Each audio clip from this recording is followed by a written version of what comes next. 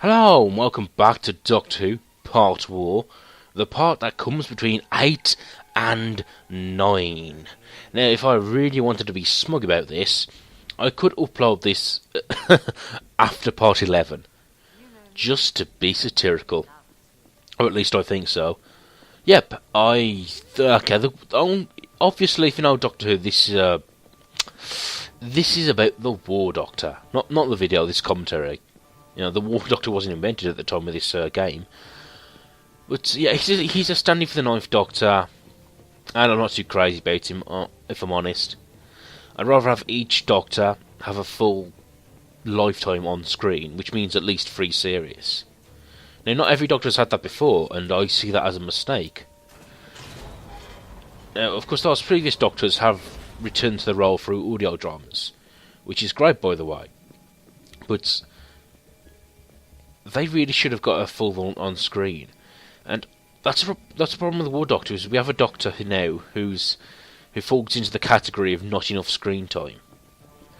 And I've read the book Engines of War by George Mann, in which obviously features the said War Doctor.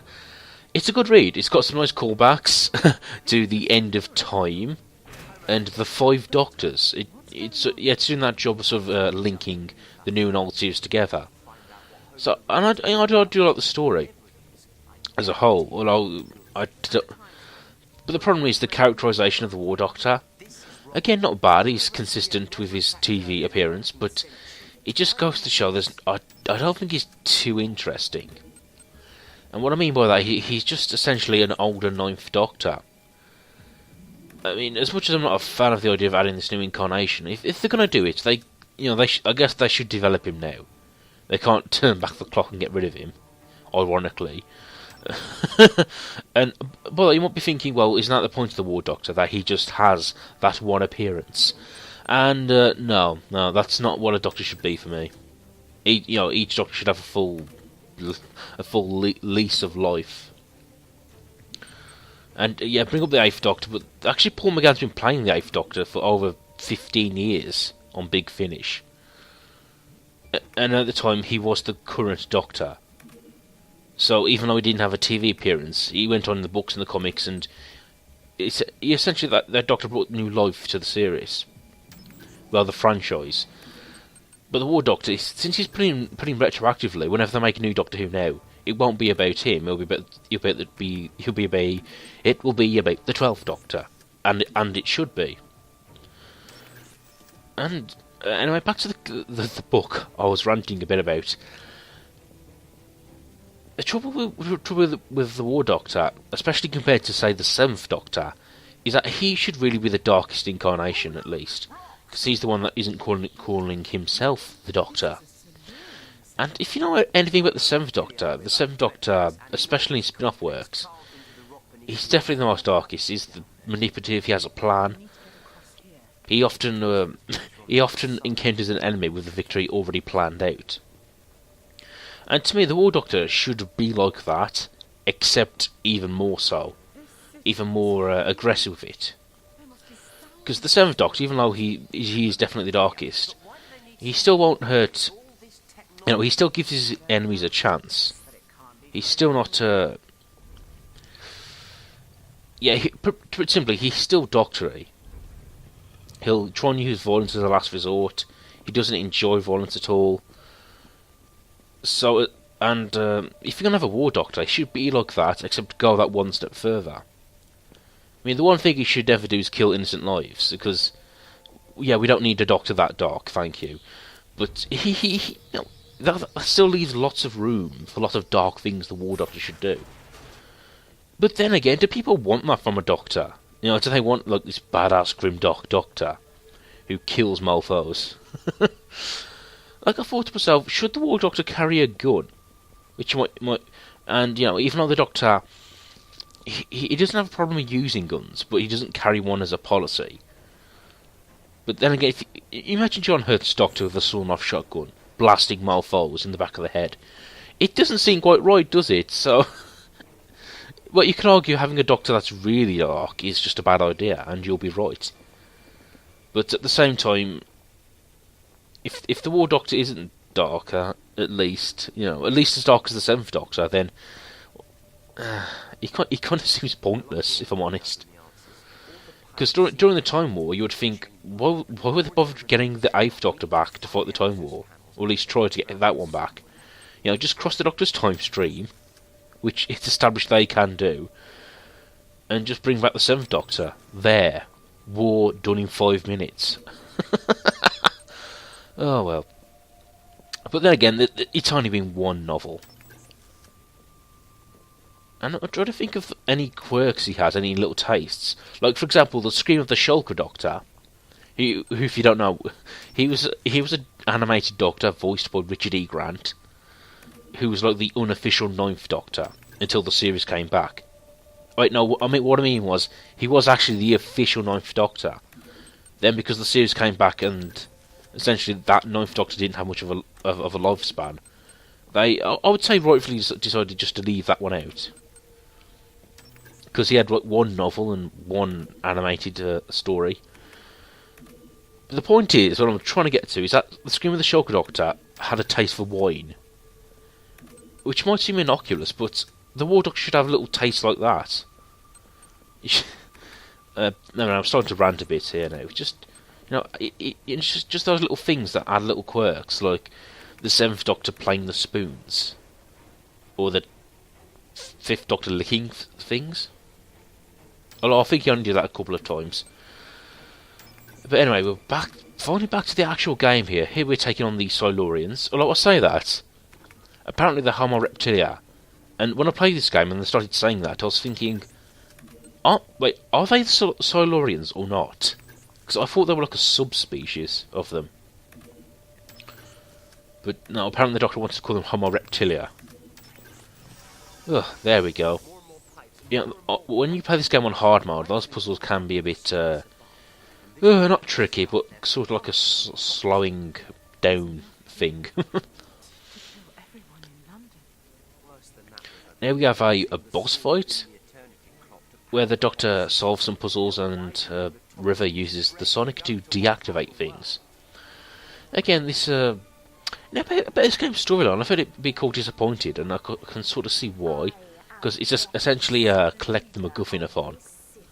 You go to different locations, fight different famous aliens from the series, and yeah, that's it.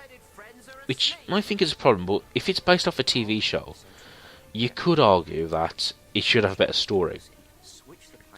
Because Doctor Who's about telling stories. But honestly, I don't really mind. I just see this essentially fan service.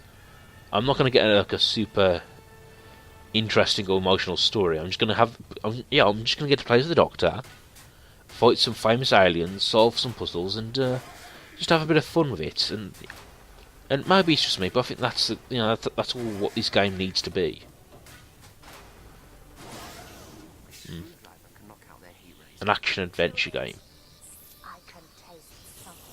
I was thinking it'd be interesting to have a Doctor Who RPG game, but then again, RPG is based off combat, and the Doctor usually avoids it.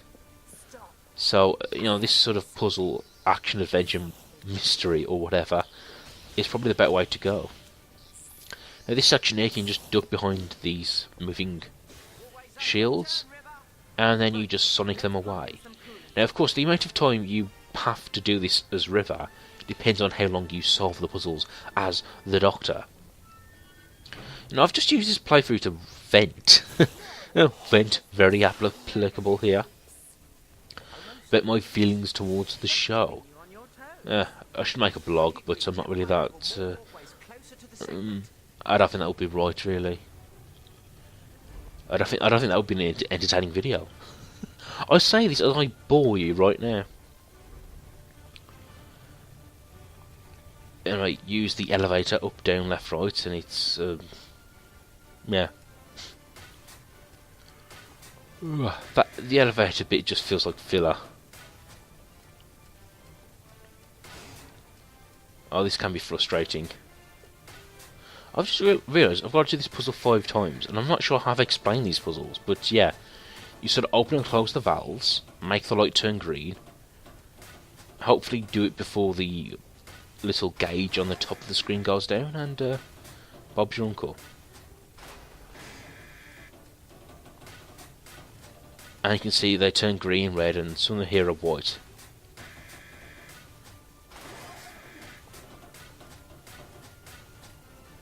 Which can be frustrating at this part. Oh, no.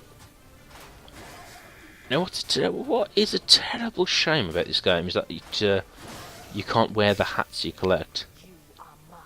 I'd like to do this part wearing a fez or something.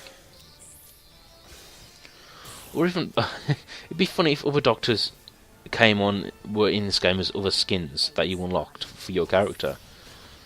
And I would like that just to be able to play as the first Doctor. Just because it would be funny to see the old man jumping up and down ledges. Be hilarious.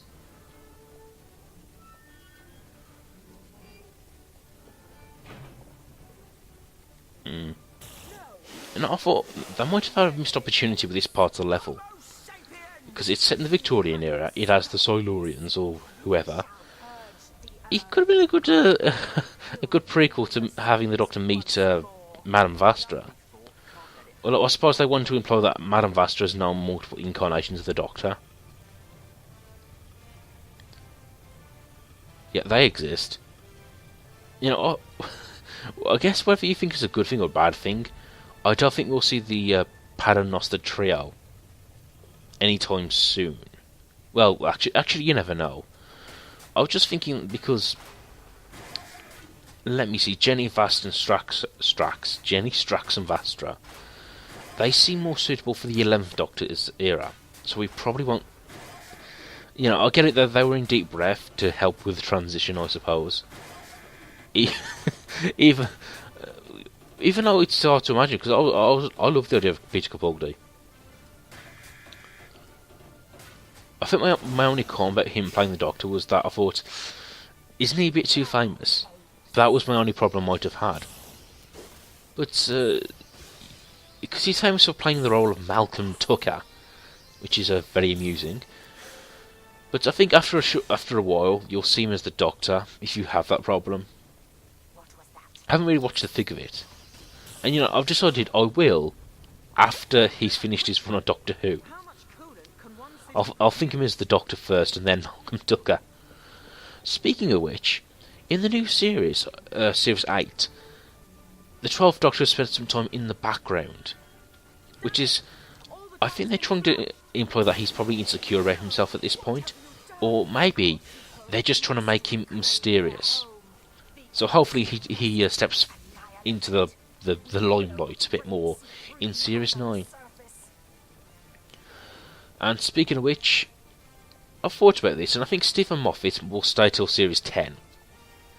He's going to do 6 series, 3 with Matt Smith, 3 with Capaldi, and his run will end with the Doctor finding Gallifrey. And I say this because based off what I think about Moffat, or what I seem to have picked up, is that he's not going to let that plot line go. He's not going to leave it for someone else. He's going to handle that. Oh, another thing I dislike about the War Doctor. No, this one is actually a legitimate one. I promise. Is that because of his introduction, the Doctor being on his last regeneration cycle, and him trying to find new ones, or you know, the whole process was sort of wasted. It was brought up in time with the Doctor, and it was, you know, it was dealt with within 20 minutes of him bringing it up. Which is a real shame because, you know, the Doctor being on his last incarnation, that could have been a good story arc for Peter Capaldi. It's a story arc, well, it's an opportunity to tell a story. That's the thing. I think people saw the regeneration thing as an obstacle, as something we should get out of the way as soon as possible. And the whole of issues, like, would the Doctor want to take care of his affairs before he goes? Would he even accept a second cycle of regenerations? Because, you know, to me the Doctor doesn't seem like someone who seeks immortality. He might, you know, he wouldn't accept it unless he had a good reason. And of course, I know finding Gallifrey is a good reason. So I'm not questioning that he did accept it in the end, but I'm just wondering, I'm just rolling my eyes thinking, that would have been a good storyline to explore, actually. But no, it's sort of rushed through very quickly. And also, would the Doctor want to take care of everything before he goes? And I guess on the plus side, when the Doctor thought he was dying in Series 6, I think it was kind of established that's actually what he did. And in the Sarah Jane Adventures, the Doctor mentions when he thought he was dying, he revisited all of his companions. Which makes even more sense when you realise that 11 was the final incarnation at that point. It's just, it's just a shame that we'll have to wait for books and comics to fill in those gaps, to tell those stories. Yeah, I'm just saying that would be interesting for the 50th year. Instead of Clara, the second half of Series 7 was the Doctor revisiting a different companion each episode. And then, you know what? Use Ace. Use the famous companion for the Day of the Doctor instead. I would have liked that. And it would have worked. Trust me. If new audiences got to know and like Sarah Jane Smith, I'm sure you could have did it with another companion. And I say Ace because there were like a couple of really famous companions: Jamie, Jo, Sarah Jane, and Ace. And out of those four, obviously I think you should have used Ace. Well, I think you should use Sarah Jane Smith. She's more iconic, but it just for obvious reasons, it would have been nice to see her. Anyway, sorry, this rant is wearing a bit thin.